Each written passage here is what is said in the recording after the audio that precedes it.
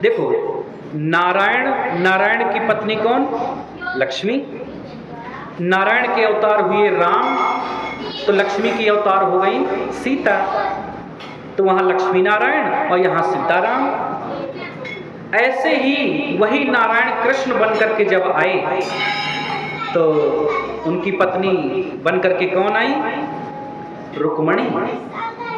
अगर लक्ष्मी का अवतार रुक्मणी है तो फिर राधा कौन है? कि राधा तो कृष्ण ही हैं। कृष्ण कहो या राधा कहो, ये दोनों एक ही तत्व हैं, इनमें कोई अंतर नहीं है।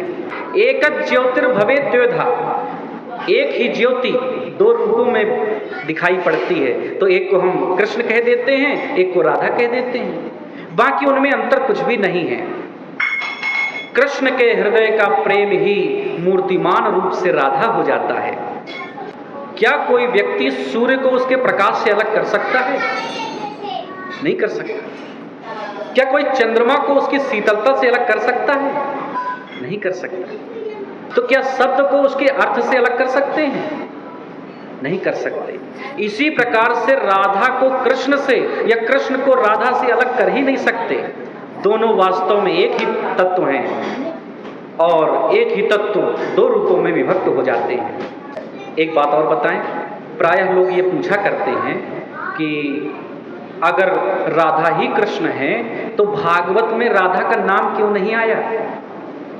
और ये सत्य है, संकेत में तो कई बार आया है, लेकिन प्रत्यक्ष राधा का नाम लिख करके राधा के लिए भागवत में नहीं आया। ऐसा क्यों? इसका कारण बताएं। इसके मूलतः दो कारण हैं। एक कारण तो ये है कि जो भागवत की कथा कह रहे हैं सुखदेव जी महाराज, सुखदेव जी महाराज राधा को अपना गुरु मानते हैं। हाँ, तो जब गुरु मानते हैं तो अपने गुरु जी का नाम थोड़ी लिया जाता है। तो एक मर्यादा में कि गुरु का नाम नहीं लेना चाहिए, उन्होंने राधा का नाम नहीं लिया। और एक दूसरा कारण ये है कि जब भी राधा का नाम ले लेते हैं सुखदेव जी, तो उनकी 6 महीने की समाधि लग जाती है, ध्यान मग्न हो जाते हैं 6 महीनों के लिए।